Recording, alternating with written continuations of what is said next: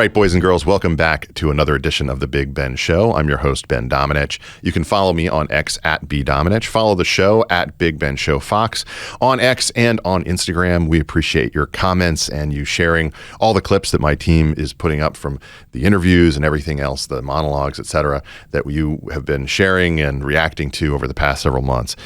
Today, I want to talk to you about the other side of the coin from the last time that we got together and had a chat. Last time it was about professionalized hate on the side of the left.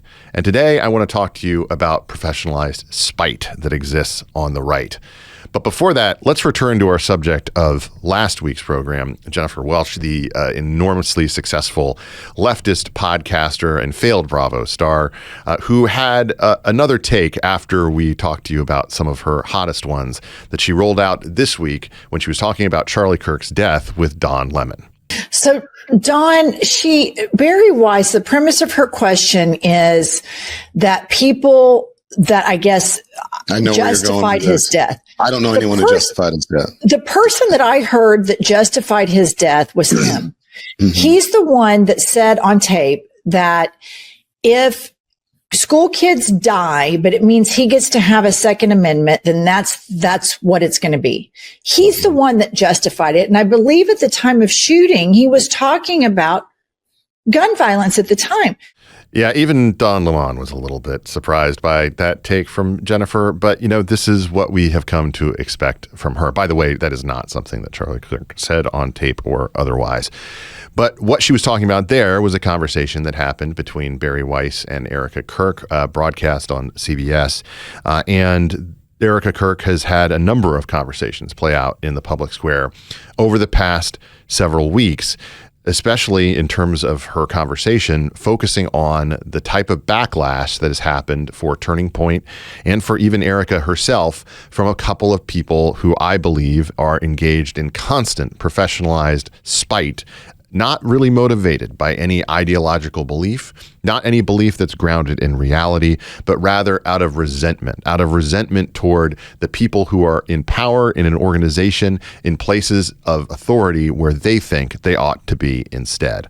I'm talking, of course, in this instance, about Candace Owens. It's looking to me, and you can let me know if you agree, it's looking to me like the apparent plan was to assassinate Charlie Kirk, who had at long last faltered on the pro-Israel cause, okay, his words, not mine, and then to stage a hostile takeover of his brand and of his legacy. But I am starting to think, and let me know if you think this is crazy, but I'm starting to think that the assassination of Charlie Kirk was something akin to a regicide, right? The assassination of a king to install a new ruler who the king would have never approved of. Right? Inside Candace Owens' sadistic and dangerous world monetizing baseless conspiracies is the headline at the New York Post that ran yesterday for a piece by Megan Palin and Andy Tillett that ran through really, I think, a background that's very fair if you are at all familiar with the experience that Candace had at Daily Wire or at Turning Point. If you are in this industry, it is impossible to have avoided a conversation about it. They opened their story by writing, Candace Owens' attacks on Erika Kirk are fueled by her own jealousy and bitterness at being pushed out of Turning Point USA, sources claim to the Post. Everything she is doing right now is because she wants to destroy Charlie's legacy and the organization he built because he threw her out of TPUSA, alleged one insider. She had worked there from between 2017 and 2019. Charlie pushed her out because she was going a little bit nuts, a source close to TPUSA claimed to the Post, but noted he would still text her to keep the friendship going. After Charlie started dating Erika in 2018, the source added, Owens was feeling usurped. Who is this interloper who knew nothing taking over? She wasn't invited to Charlie's wedding in 2021. That was really telling.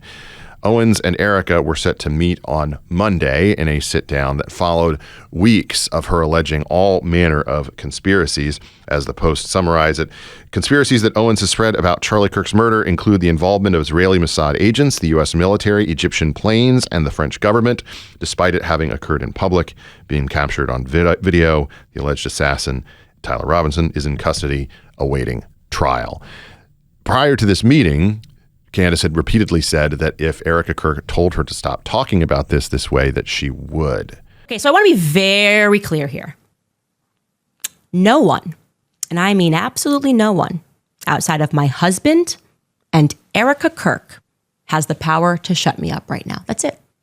2 people. And like I said, there's nobody that has the capacity to get me to shut up about this except for Erika Kirk and my husband. And I will say this, like, I am on this journey to figure out what happened on that day. I'm not going to stop unless Erika Kirk asks me to stop, as I have said. You go after the people that I love, and you're making hundreds and thousands of dollars every single episode going after the people that I love because somehow they're in on this. No, your words are very powerful, and we are human. We have more death threats on our team and our side than I have ever seen. I have kidnapping threats. I have, you name it, we have it. My message to them is to stop. Candace Owens has been off the beaten path for a very long time when it comes to the question of sanity, from my perspective. But this really was a series of conversations that she had with herself, including dreams, including feelings. She calls it her journey, an investigation which involved all manner of ridiculous conspiracies. Things like the Egyptian planes, for instance, were readily debunked by anybody who could look into it online. And she had this sit down with Erika Kirk, and since then has put out a video in which she seems to roll it back a little bit, where she says that she still feels that we're not getting the full story, that something may have happened, that she has her own suspicions, but she seemed to be pumping the brakes on it a little bit. I don't know, in fact, what Erika said to her to make her do that. But what I do know is I don't think we've seen the last of this at all. I think that Candace Owens is someone who operates on the right, along with many others, from a position of professionalized spite. She goes after people who she dislikes for personal reasons and then tries to turn it into something that is some stand for nobility, some stand for ethics or morality, some stand for higher principle, as opposed to just something that's designed to inflame. The industry of the right in the old days had a lot of decrepit legacy institutions, ones that really didn't engage in the day-to-day online fights or the sort of lower tier scrum. They were well above it. They were writing about dusty books. They didn't even pay attention to modern movies and the like. But that's obviously something that's in the past. The whole conversation has shifted online. The most powerful voices on the right are no longer journals or publications. They're individuals with major podcasts. But also because of that, they don't have the kind of editorial basis, the kind of people who are going through and fact-checking the claims that they are making to the same degree that a publication does, at least if it's professional. And that's something that I think is a real problem. But there's also people who lean into that disregard for any kind of responsibility. They'll tell their audiences anything that makes them inflamed, that creates more conspiracies, that spawns all manner of different ideas that are completely at odds with the truth, baseless. The proof level that we're dealing with when it comes to the Charlie Kirk assassin is something that is really quite heavy. It would be enormously, I think, surprising to have any kind of difference go in this case, just given the amount of evidence that we're already aware of, the gun, the DNA evidence, the video evidence, and everything else in question. And I think that because of that, the fact that she has been able to lean into this for fun and profit over the past several weeks is an indication of how much the conversation on the right can be taken over by conspiracy, by people who don't really care about winning elections, about winning policy battles, about the ramifications for the country even. They only care about fun and profit for themselves. And that's something that I think is not easily solved. It's going to require, I think, people to look in a different direction or to be more responsible consumers when it comes to information, something that can happen, I think, over time if the conspiracies fail, if they never really come to fruition. If you're always promising that on next week's episode, you won't believe the new things that we find, if eventually people get tired of that, perhaps they will move on. But this type of thing, catching hold in such a deep and I think villainous manner on the right, is an indictment of the fact that we have this spite-filled economy of information right now that distracts people from the actual battles that are going on every day in the public square that will decide the next elections, that will decide who's actually in charge in this country, and that will decide the future for families and for kids in America. That's something that I care about a lot more than these types of spiteful, vengeful, and pointless games. You're listening to another edition of The Big Ben Show. You can follow us on X at Big Ben Show Fox and on Instagram. I hope that you'll weigh in with your thoughts on this entire messy fray and let us know what you think. We'll be back with more right after this. And we're back on The Big Ben Show. Happy to welcome on the show today Robby Starbuck. You can follow him on X at Robby Starbuck. Robby, thank you for joining the show today. I want to talk to you about a number of different things, but first, off the bat, I wanted to ask you about what you've seen play out over the last several weeks, and really I think something that has distracted a lot of people on the right in terms of this controversy back and forth, what have you, between the folks at Turning Point and Candace Owens, which obviously led to a meeting that took place this week between Candace and Erika. I've observed this, and had my own thoughts on it, but I'd like to hear yours. Yeah, I mean, generally, obviously, I was a friend of Charlie's. I mean, I feel like we kind of came up together, similar time period. And there's no context where how Erika has been treated is okay. And you know what's interesting? Charlie and I, a week before he died, we did a show together. And we actually talked about shooters and about the need for good men to do hard things, even in the face of danger, that you can't essentially drop what God has asked you to do out of fear, right? And so I've operated most of my life out of that same belief system that I think Charlie had, which was that you can't really fear that something's going to happen to you. Obviously, I deal with death threats, and, a guy was arrested this year who wanted to kill me, and there's crazy people out there, right?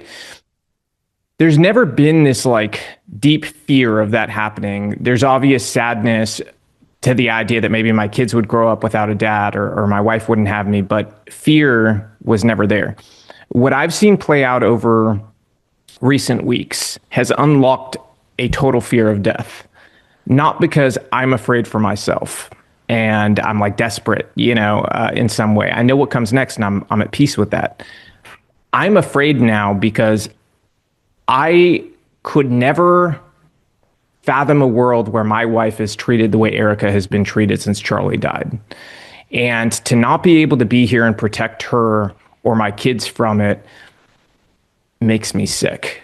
And I privately told Candace what I thought about what she was doing. I'm generally that type of person where I'll directly go to the person and say, hey, and lay it all out there. But it definitely got to a point where I said, some things publicly about it. And I think some lines were crossed. Here's the thing about any investigation, any theory, anything you throw out there. You have a great platform, right? If you're Candace or me or whoever, has a large following. With that comes great responsibility. And you better be sure before you throw things out there. You better have evidence that a prosecutor would look at and say, I could use that. If you don't have evidence a prosecutor could use, the public is not the place to throw around a bunch of theories where you can cast blame on people who are totally blameless. You can ruin innocent people's lives. And I think we have to be cognizant of the fact that this isn't a game, this isn't a game show. People's real lives can get ruined if I get on my platform and I accuse somebody of being involved in a murder, right? And there's no evidence of it. So what I've kind of encouraged everybody to do that has a platform is let's have discernment about what we're throwing out there. It's okay if you have questions. I get it. I still have questions about what happened with Charlie in terms of there was the guy who claimed he was the shooter, right away, the old guy. Weird guy, seems like he has mental problems, but I would like to know, did he have any, sort of tie to Tyler Robinson? Who knew? Did anybody know ahead of time what was going to happen? Did the trans boyfriend of Tyler Robinson know? Was there foreknowledge by any radical group there? But here's the thing. I understand how prosecutions work, and so my desire to know these things doesn't outweigh the need to be able to carry out a successful prosecution. And so I'm going to be patient and wait to see what they have. Now, if they present a terrible case, then at that point I'll say, okay, I'm going to, kind of figure out what is going wrong here, right? But again, great platforms come with great responsibility, and I don't think that responsibility has been heeded by a lot of people in the case of Charlie. Yeah, I always try to remember, and I want to circle back to the first thing you said, but I always try to remember the case with Richard Jewell as being indicative of this, in the sense that you have the experience of someone's life being entirely ruined because of the opinions that people formed, the conclusions that they jumped to. And I think that what is incumbent upon a lot of people, as you lay out, is that if you have these big platforms, you leaning into something and just suggesting something can spark 1,000 conspiracies and have people, looking here and there and accusing people in ways that that is really life ruining if it's somebody who is, an unknown in particular.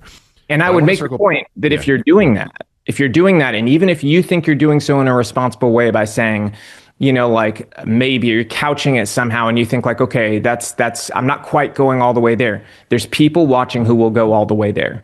And you have to be aware of that, and you have to be responsible for that. I understand that. So I don't go around, saying this person's a murderer or, some egregious crime if I don't know that, because people can take that and run it to another level.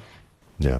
The very first thing that you said is actually something that I've felt myself, which is that Charlie's death, the shocking part of it to me was the reaction of the left first, that they seemed so willing to, publicly espouse, support, justify his death, celebrate it even.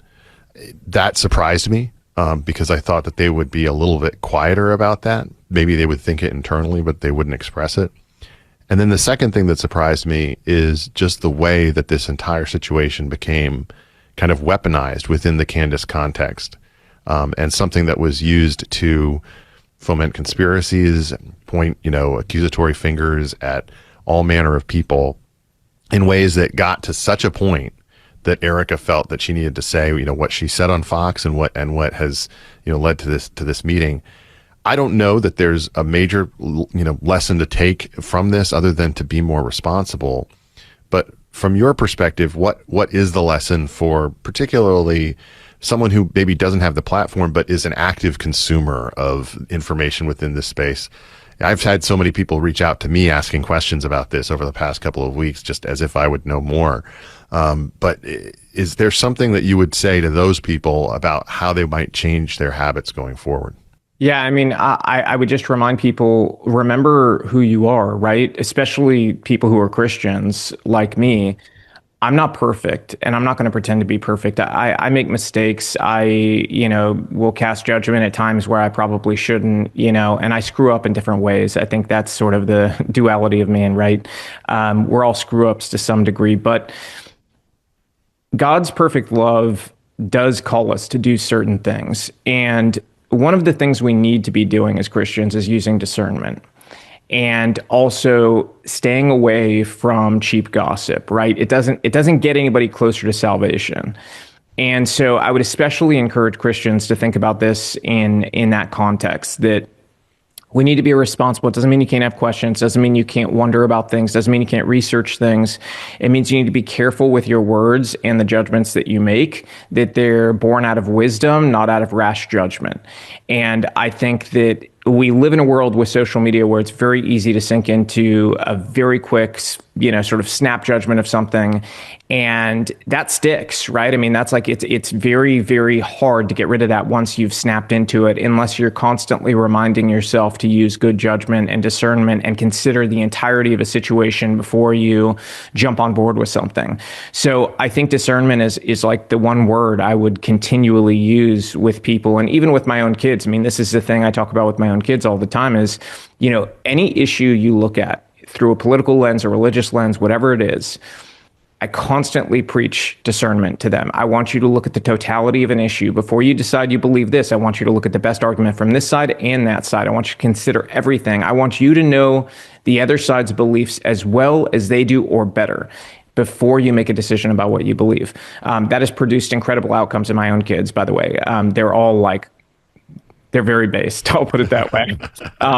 And like my oldest, she's 17. She has the Constitution literally memorized by heart. And so, they're very filled with knowledge about what they believe. And so that's what I would encourage from people. But also just, disconnect sometimes. It might sound weird coming from somebody like me who, obviously has a large social media presence, but Charlie believed the same thing. You need to disconnect sometimes, at least once a week, like disconnect from the phone and, engage with real human beings, because the internet zaps us of a lot of the compassion we need to be able to see in people and empathy we need to be able to share.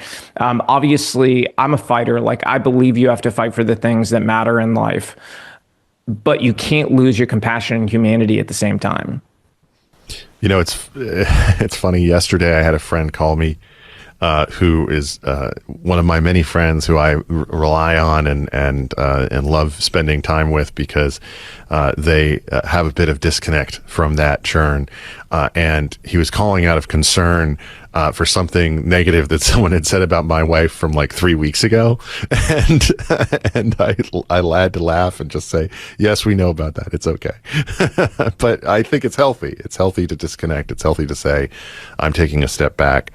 One thing, though, that you've been able to do with your social media presence, Robby, to great effect, is to put a healthy fear into the minds of a lot of executives across this country. This is the number one thing that I get asked about you all the time.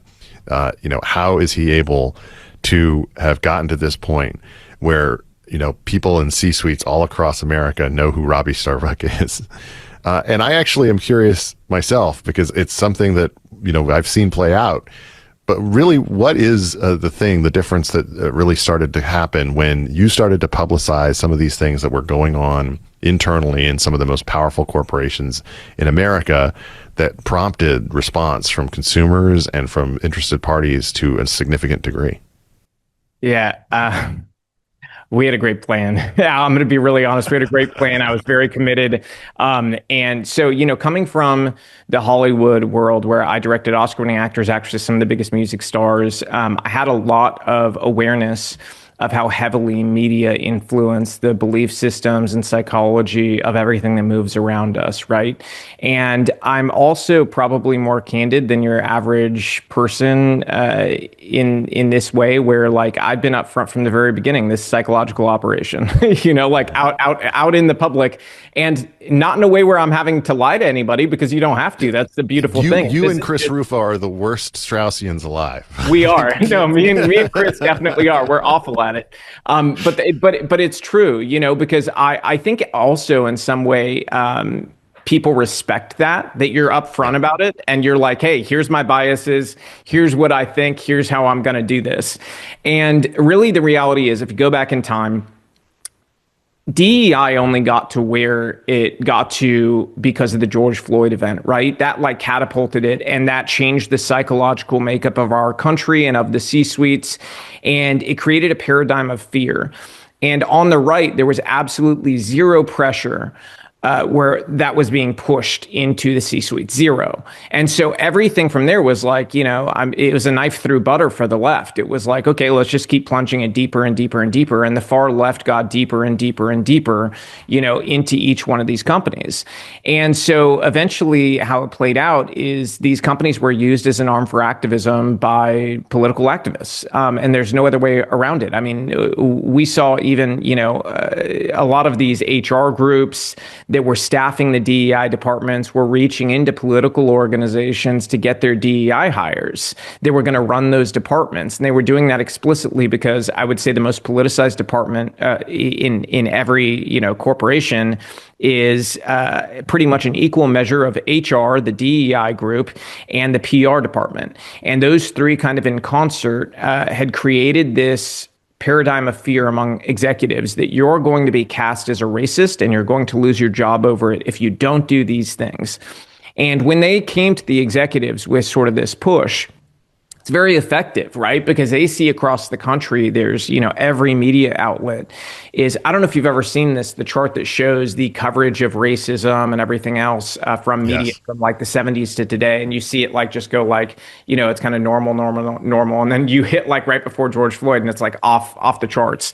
And so they're seeing this in every form of media they consume. And so a lot of executives said, okay, yeah, uncle, here's money for this department, go do what you want. And to be really candid, I don't think a lot of them knew what was going on within their companies. Like Jamie, the CEO at JP Morgan, he actually went out and defended DEI many times because what he thought it was very different from what it actually was. And the way it played out was really interesting because he went on Squawk Box on CNBC and he said essentially to tell me to bring it on to the hosts at Squawk Box if I was going to go after JP Morgan for DEI. And so Squawk Box comes back to me and they say, hey, do you want to, challenge it? I said, I'll go and I'll debate him, or I'll just come on the show and present the evidence that we have. We actually have a folder on JP Morgan that's pretty deep.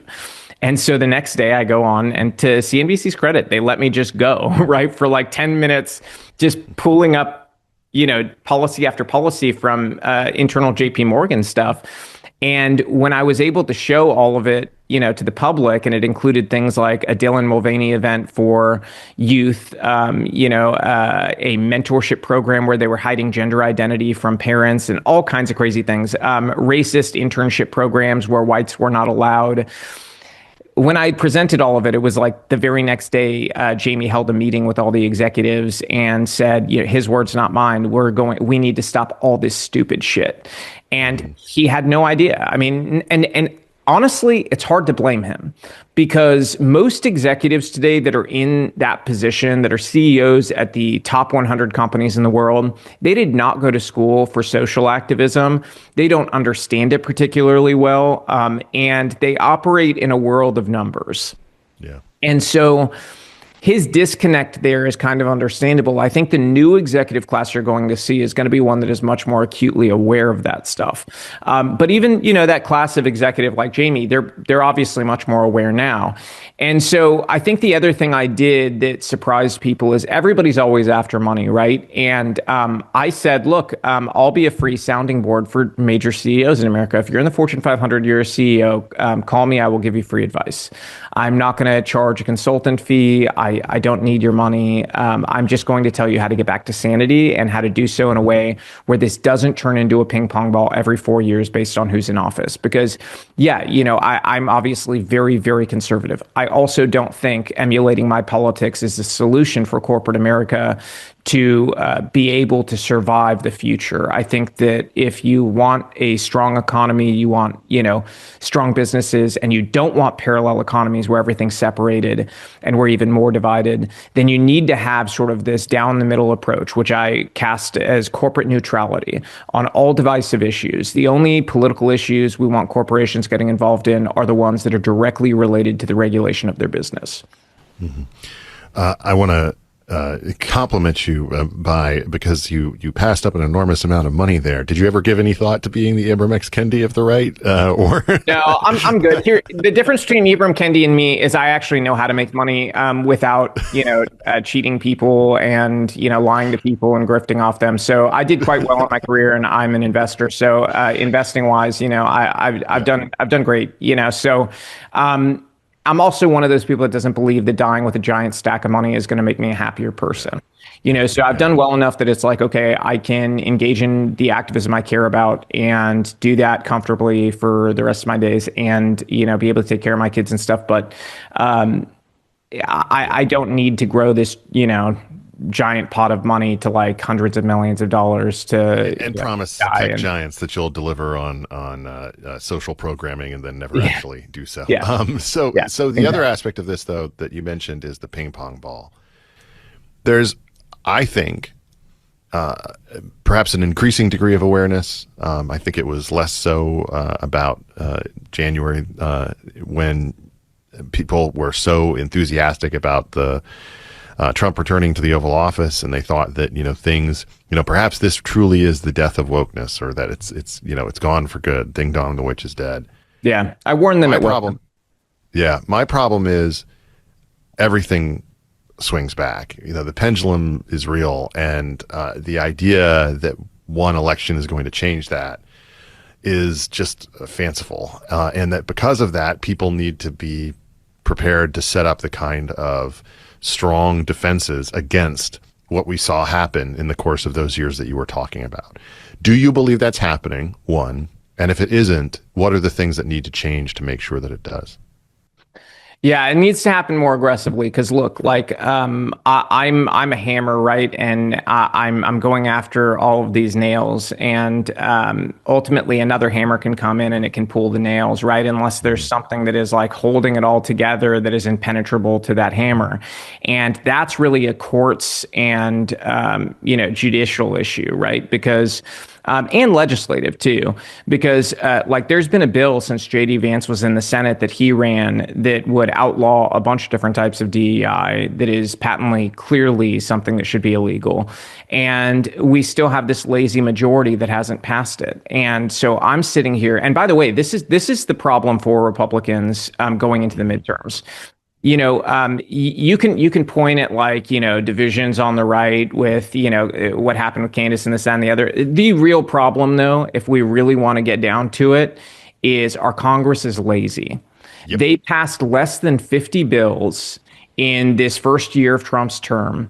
That is a historic low. A Congress has not passed that few of bills since the mid 1800s, when America was basically breaking at the seams in terms of division, right? And they have a majority. We've got a trifecta. Like, there's no excuse for this. There's so many 80-20 issues that are just hanging there for them to be able to pass that would be incredibly popular.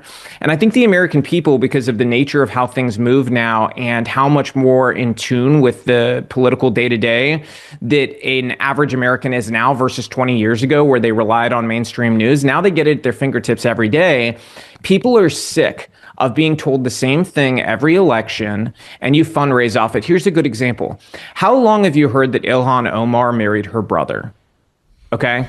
And that it's immigration fraud. I've heard it now for, I don't even know how long, how many years. Like, I don't want to hear it anymore. It's a fundraising tactic, and honestly, I'm sick of hearing about it. If you're going to do something about it, do something about it. If you're not going to do something about it, I don't want to hear about it ever again. And I think a lot of Americans are at that place where it's like, Congress, go do something.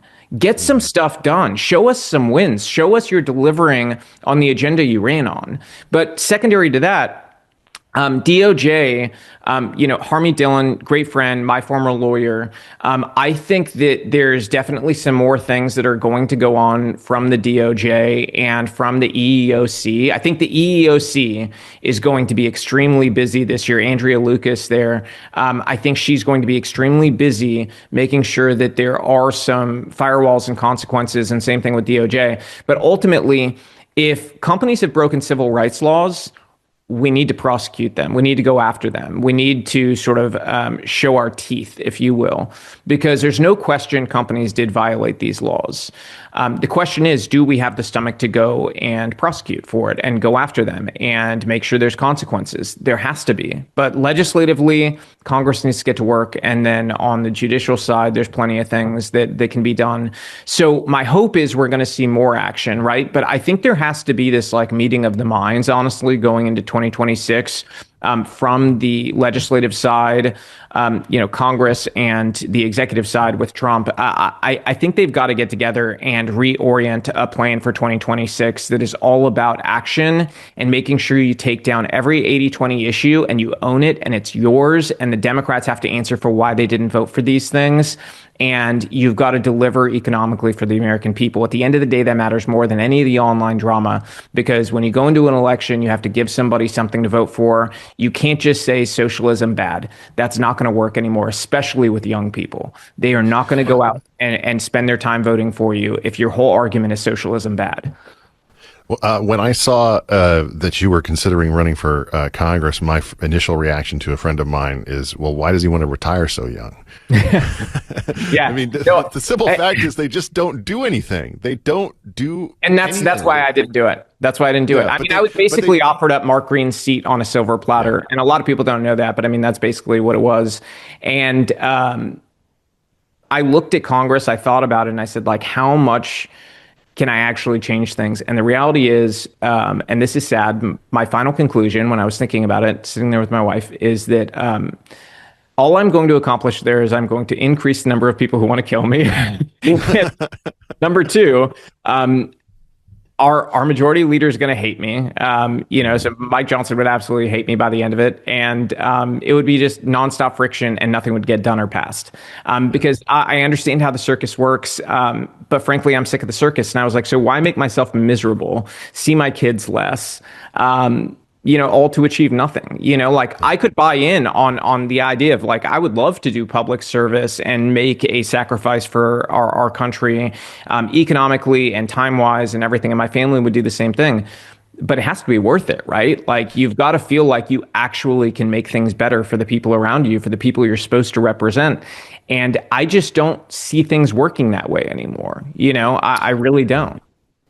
No, it's so much of it is performative, and the danger of that, I think, is one of the things that we actually saw play out in the context of the White House in a surprising way this week, given the decision that they made to cooperate with this Vanity Fair reporter and photographer.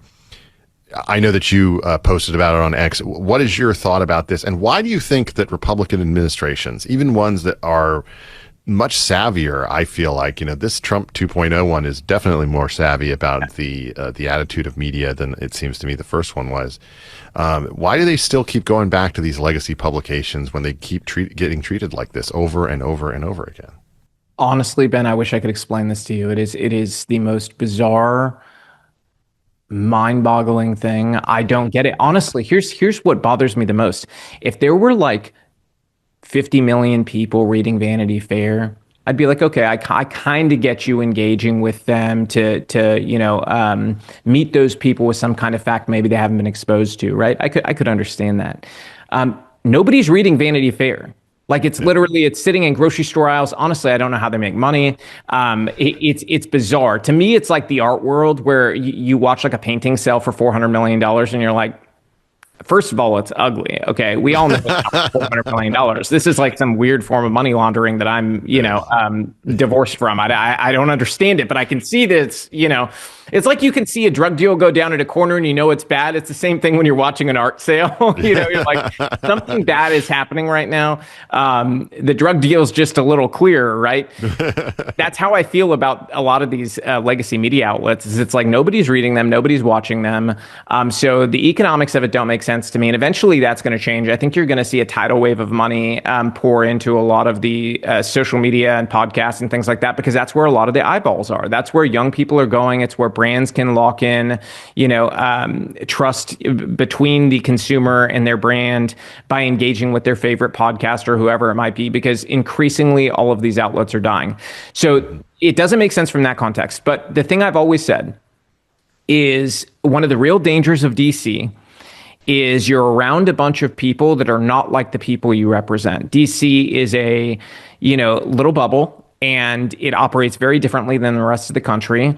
And there's this desire to be liked at parties and things like that. And, if you don't engage in a certain way, you get put on the outs. And I think that's what produces this behavior where people do things that are very obviously not in their best interests, and they sign up for things like this. It's incredibly stupid to give your time and access to people who hate you. And that should be written in a list of 10 rules in the White House, in Congress. Everywhere that we have legislators in this country, our governors, they need a rule right at the top of the 10 rules. Do not give your time or access to people who hate you. And you'll avoid a lot of problems, right? I can't tell you the number of problems in our country that occur because politicians decide to give time or access to people who hate them. It makes no sense. They hate you. Move on. Be productive. Last question for you. You obviously have a background in Hollywood and in the entertainment industry. There's a lot of interesting things going on within that space, both obviously this debate about the Warner Brothers sale, to Netflix, the hostile bid from Paramount, the back and forth that's happening with a lot of different streaming deals that are leading to different mergers and IP being moved around a lot of different ways. What's the most interesting thing that's happening within that space from your perspective? Maybe something that people aren't talking about as much as they ought to be. I would say the emergence of the ability for people who are not super well connected to be able to make original content, films, shows, documentaries. I think that's the most interesting thing. I mean, we saw totally outside the Hollywood system, made, my wife and I made a documentary about 2 years ago, The War on Children, that Elon Musk was a big believer in, and he pushed it out after he watched it. 60 million people watched it. That beat the numbers for viewership on any documentary that Hollywood produced that year. And is independently produced.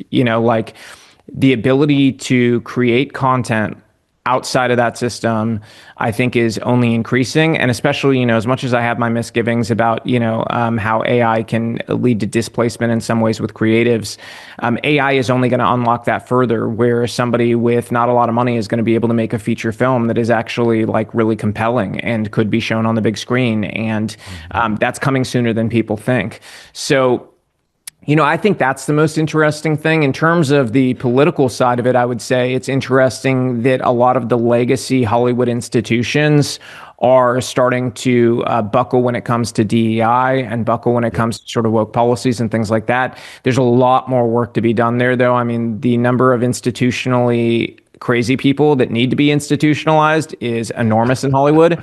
I always tell people, if you want the most uninformed opinion on politics in the world, go to Hollywood, because I can't tell you the number of actors or musicians I've had political conversations with that, I would be more mentally stimulated if I went to a kindergarten class and had the same conversation about that, whatever that issue is.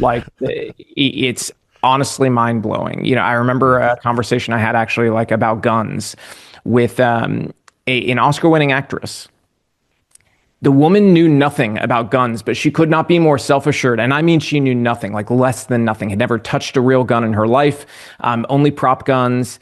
And she had all of these assumptions and beliefs about guns. She had no idea that handguns could be semi-automatic. She didn't even know what the difference was. It was the dumbest set of beliefs I had ever heard about guns. And as I continually disabused her of the things she thought she knew, and I taught her more about it, she was like a child. I mean, honestly, it was like a deer in headlights. But you realize the overconfidence Hollywood has about asserting things is they're willing to destroy your life, stick you in socialism, and put you in a bread line just because they're so sure that life is going to be so much better for you. And so, I increasingly encourage people, just ignore their opinions. Honestly, ignore mine too. Just listen, and come up with your own opinions, and believe people that show a trustworthy ability to discern fact from fiction.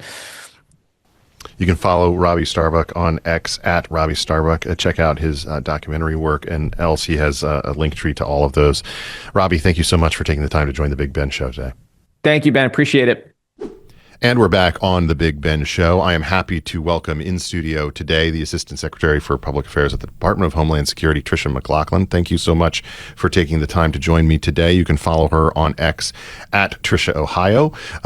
I want to ask you about a number of different things having to do with policy in this administration, but before I do, we had this news that came out in recent weeks that displayed the kind of threat that you are under when you are the public face of administration policy in a plot by a couple of people who, frankly wished you very ill.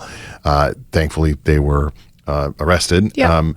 Can you tell us a little bit about that case and what the situation is there? Yeah, they're New Jersey twins.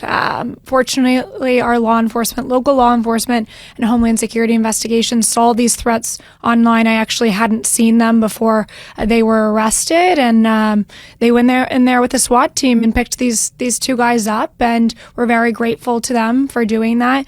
Unfortunately, this isn't the first case I've seen personally with myself, but it really is about our law enforcement. They were threatening our law enforcement, talking about shooting them on site. And this is what we're seeing every single day. We've talked a lot about the vehicle rammings against our law enforcement. Assaults are up 1,000%.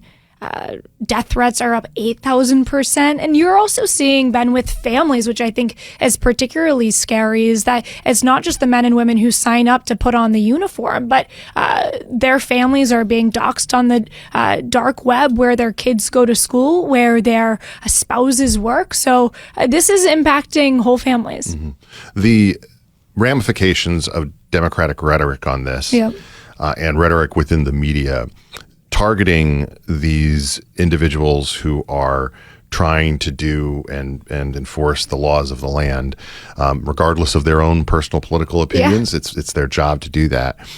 Are you surprised that it hasn't stopped at all, just given the fact that we have seen so many examples of this stepped up violence against law enforcement within our community?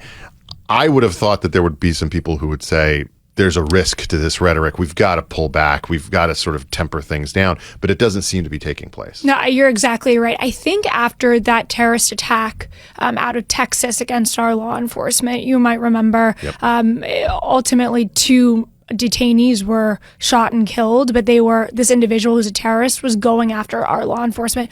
On the bullet casings, it said anti-ICE, and he had left behind other handwritten notes that had a similar sentiment, saying he wanted to bring the ultimate terror to ICE. And I think that's when I thought maybe these politicians would slow down and stop and really look in the mirror, because ultimately crazy people, you're emboldening them, and not just against ICE, because when crazy people see local law enforcement, they see CBP, they see any federal law enforcement, so many of them think ICE. So it's not just ICE who's in danger with this. It's law enforcement across the board. I have a couple of people who I would categorize as being liberal friends who've since gone crazy in various issues and at different points. Nothing has made them crazier than this policy. And for those who I still follow and have a relationship with on social media, I have to actually stop myself because every time they're running with the most sympathetic depiction of people who are being arrested. And then, of course, I put the name in and I search for it and I find out, oh, no, this is not some innocent. This is someone who was convicted of this or is a long time, human trafficker or is, a child molester or something like that. And I have to stop myself from just pointing that out because it's 90% of the time. The way that this has played out, though, in terms of the conversation publicly, do you feel that the media at large is ignoring that aspect of this, that they're only seeking out the most victim-like depiction in every situation, time and time again? Most recently, there was this New Yorker feature article, for instance, that was ridiculous in terms of its depiction. Someone who was a violent criminal, and this just seems to happen every day, every week, of the media trying to spin this. Again, is there any way to break through that narrative? Because obviously, you have to respond to these requests. Is there any way to break through that narrative when they seem to so solidly have the opinion that if you are here illegally, you must be an innocent victim of circumstance, a sympathetic case, and not someone who's a criminal? Yeah, they absolutely don't want these facts to get away with their narrative. What we're seeing every day, my team, we probably get about 200, 300 inbounds every single day from the press. And how many times, they'll send us a name and an alien registration number, date of birth of these individuals, and they're clearly about to write a very sympathetic piece. And then it comes back that this individual is a child pedophile or a rapist or, XYZ heinous crime. And it's interesting because those stories are seldom written then. And then if they are, of course, those facts are left out and then we'll come over the top and really call them out for it. But I do think, we're us going after the media as far as giving them the facts. It is, death by 1,000 cuts. We want to chip away their credibility. They're chipping away at their own credibility. And we want to show the American people that. Of those requests, I'm just curious about what percentage do you think do they actually run with his stories once they're told of the background of the individual in question? I would say half. Okay. I would say just about half. And, maybe they'll bury in the back of the story what actually happened. Actually, my favorite example, Ben, is there was out of the New York Times, there was this glowing story about this Jamaican illegal alien. He had been in the country for 30 years, and it was saying how horrible, he's been here for 30 years, he has to get sent back. And then if you dig down maybe 15 paragraphs. By the way, this is included with a whole Vogue cover shoot, photo shoot, ridiculous. But probably 15 paragraphs back, you see, this individual was actually convicted of kidnapping, and he was in prison in the United States for 15 years. This is not somebody we should have in our neighborhoods, Ben, and that's a perfect example of what they're doing. You signed up for this understanding that it was going to be one of the more controversial, and now the most controversial, I would argue, aspects of this second Trump administration. You had to know going into that this would be a challenge.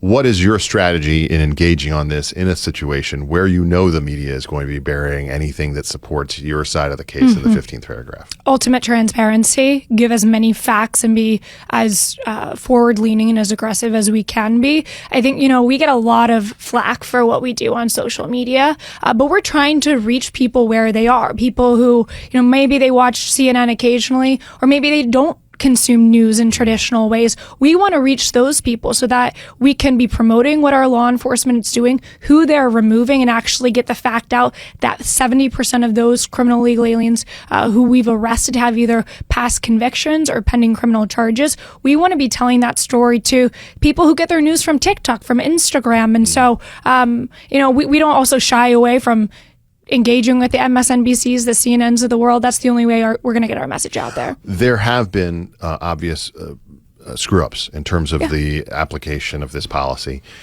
People being arrested or detained who ultimately, shouldn't have been, or who the administration says, this was not exactly according to, what ought to have happened.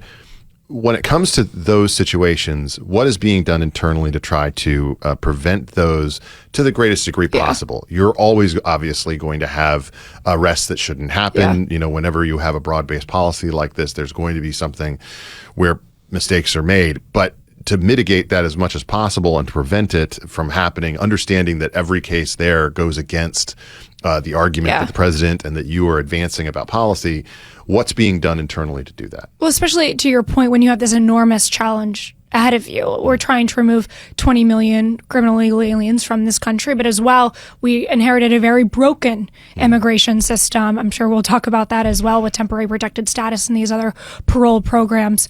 I think hiring is a huge part of that. That one big beautiful bill has given us the ability to hire far more lawyers, far more law enforcement agents, because human error is a real thing, and especially when you are facing a huge challenge and there's fatigue, and our law enforcement officers, God bless them. They have a tough job and they're being demonized every day, but we want to give them the tools and the rest that they need to make sure we're avoiding any of these unforced errors. What did you think of the South Park depiction of your policy agenda? I think we take our job seriously, but I don't think we take ourselves too seriously. I think that's a good advantage of this administration. Okay. That's the right attitude. So the thing that is sticking out to me about this current moment is that there is an increased effort on the part of Democrats to use those different cases where you have either arrested someone who has a very sympathetic story or arresting someone who perhaps should not have been, to use that to try to break away the portion of the president's base that they most resent, the portion that Jasmine Crockett calls those with a slave mentality. That is Hispanic voters who shifted en masse, many of them working in middle class, over to the president's side in this most recent election in a way that I think scared Democrats quite significantly, creating a very diverse coalition. They are obviously going to use your policies, as the real distinguish. They're going to make an argument about the economy. They're going to make arguments about other aspects of this. But when it comes to that demo, they're trying to advance that. What is your natural response to that, and particularly how the Hispanic communities and neighborhoods that are across this country now, populated by people who have been here legally for a very long time, how they are affected by the presence of criminal elements within their communities? And I think that's an element that we have not done as good of a job on the storytelling here, right? The left loves to seize the emotional stories, right? The sad stories that, of course, are going to exist with anything like this, but there are incredibly tragic, avoidable crimes that have happened because we let in 20 million illegal aliens into this country. And so I think we need to do a better job of telling the stories of the victims. And how many times we're seeing crimes against the American people that were completely avoidable, how we not let them in. You look at my boss, Christine Home, keep in mind, remember her purse was snatched away from her. Yes. That was a criminal illegal alien, and how many other Americans face that every single day?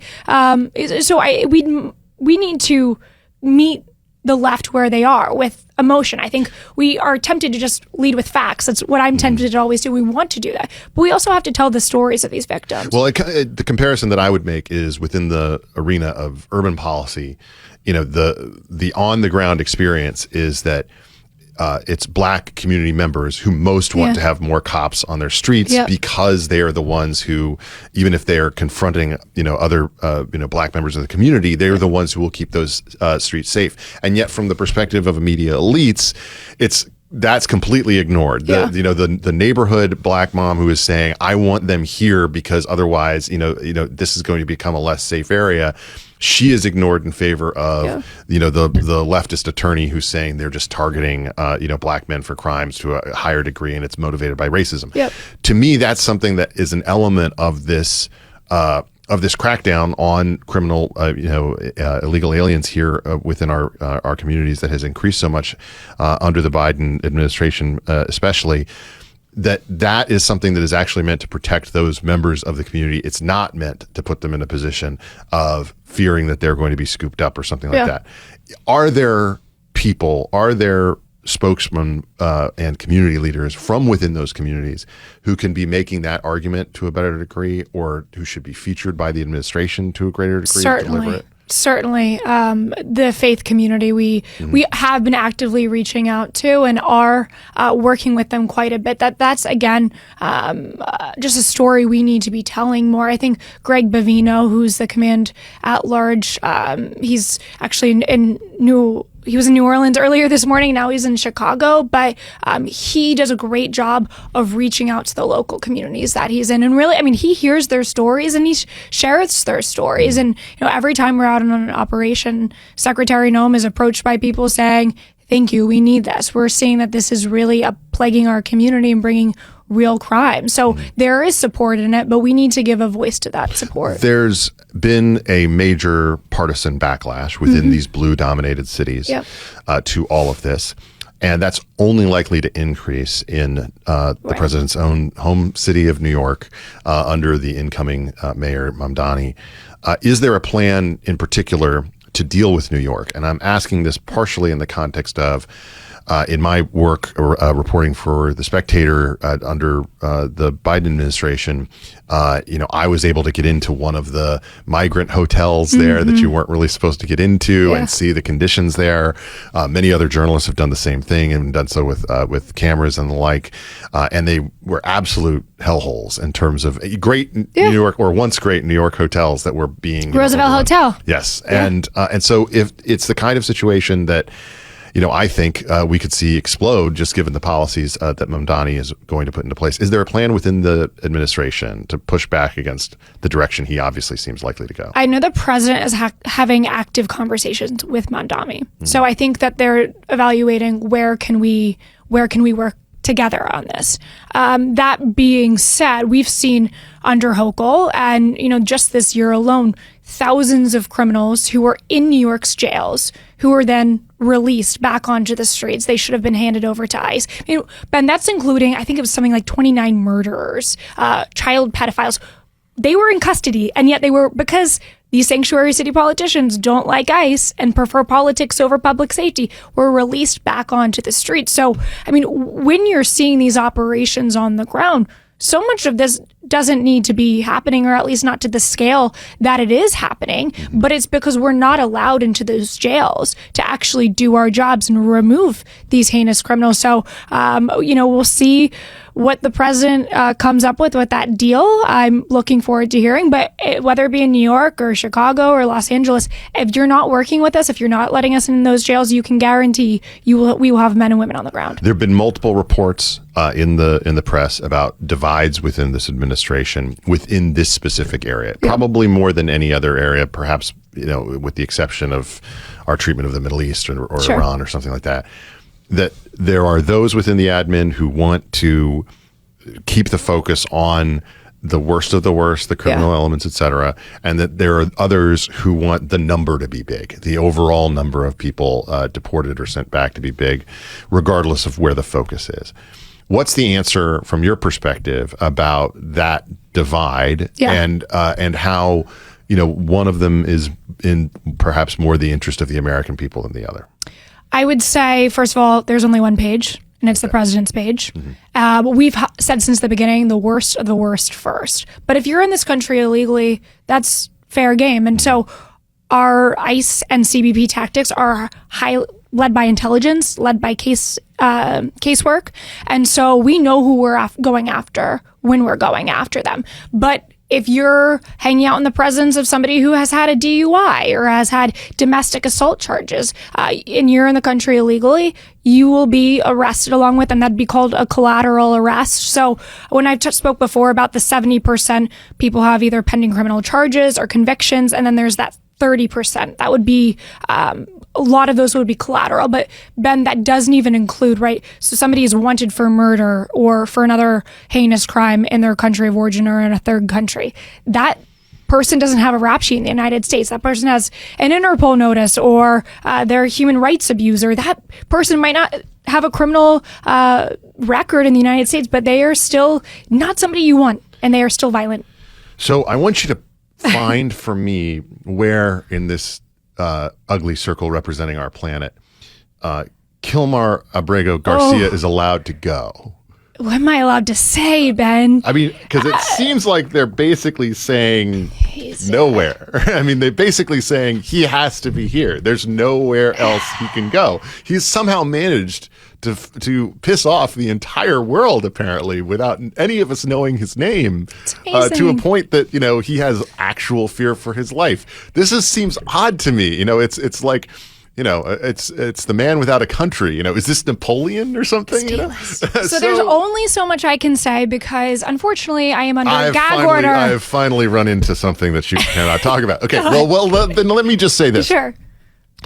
What bothers me about this case is that our judiciary has, it seems like, within this area more than any other. There's plenty of areas where they have thrown up ridiculous barriers, though most of those, they eventually work themselves up to the Supreme Court, they get struck down.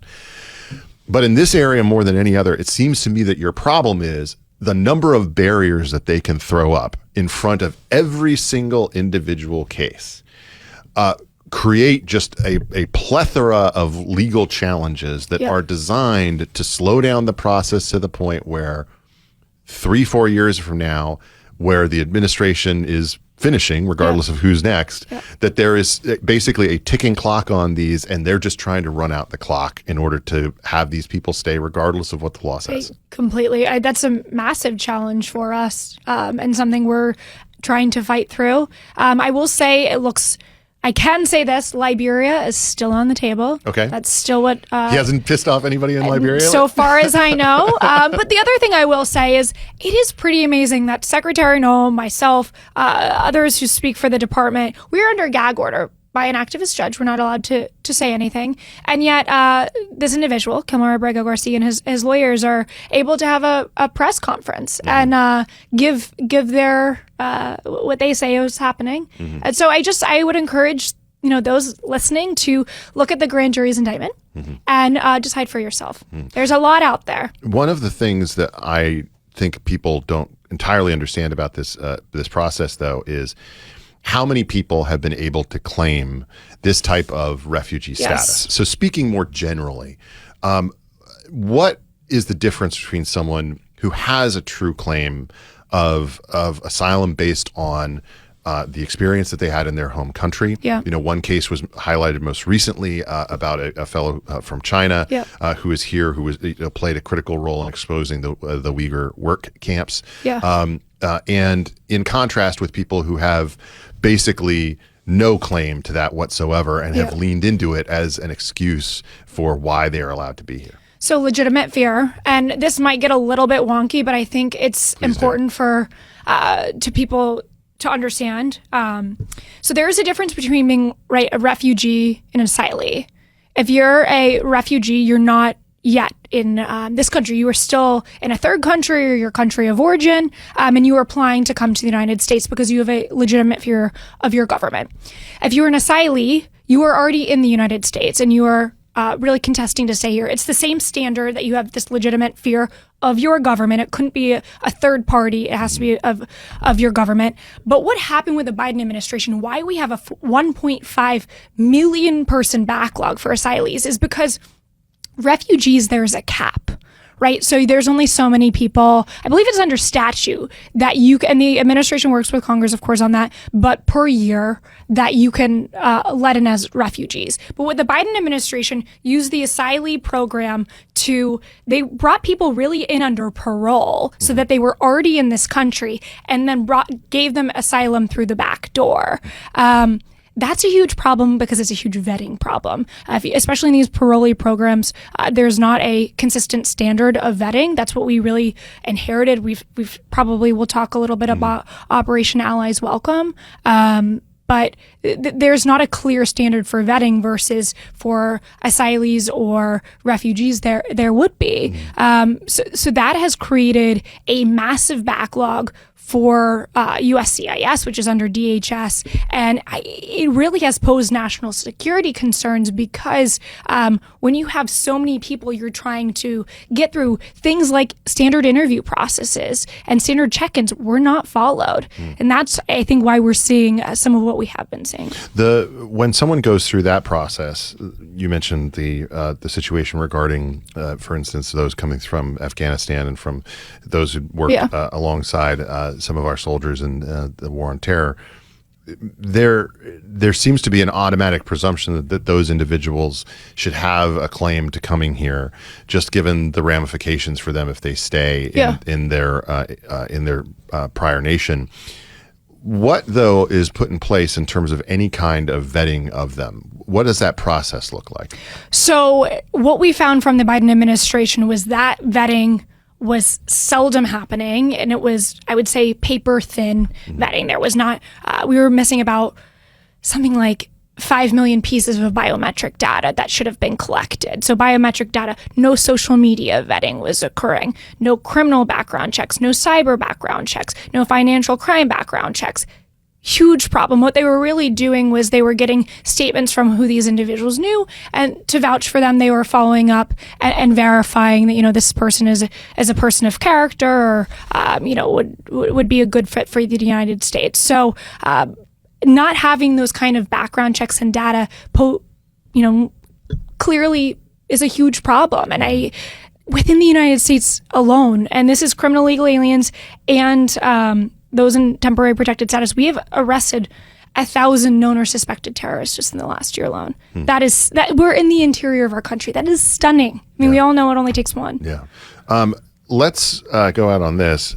There is if I had to put odds. Okay. And I think that you could maybe you would put the Secretary of War higher on this list. I think it's pretty strong odds that it's going to be your boss that, should Democrats retake the House in the upcoming midterms, they decide to put on the impeachment block. Obviously, this was something that was discussed under the prior administration for Alejandro Mayorkas and everything that was being done, or rather not done there. He was not doing his job. Personally, I think that's fine, and a reason to totally justified in terms of a reason to impeach someone if they're not doing their job. Sure. But I also think that impeaching someone for doing their job is a harder thing to argue. Are you prepared for that eventuality, just given that this is the tenor that they're currently running with on the Democratic side of the aisle? And I think you just have to take them at their crazy word. Yeah. I mean, she testified last week before Congress, and I think that if that were to happen, we may have seen a preview. But I think it's an endorsement of what she's done. We've had 2 million illegal aliens exit this country, 600,000 through deportation, and about a little over 1.9 million who've self-deported, which is really the goal. And by the way, for the Democrats and anyone who's, skeptical of our deportation efforts, the U.S. taxpayer is incredibly generous. They've offered those in this country illegally $1,000, a free flight home, and the opportunity to come back the right way. I mean, what other country would offer that? That's incredibly generous. So, again, I kind of just ask Democrats, what do they want us to do? Not enforce the law, to break the law. It's nonsensical. No, the answer is yes. Yes, well, of course it is. You can follow Tricia McLaughlin on X at Tricia Ohio. Tricia, thank you so much for taking the time to join me today. I hope you'll come back and join the Big Ben Show again and update us on your continued efforts within this space. And I appreciate your courage in standing up on one of the tougher issues to argue when you're dealing with people on the other side who, as we just said, do not want you to enforce the law. Well, thank you, Ben. It's an honor.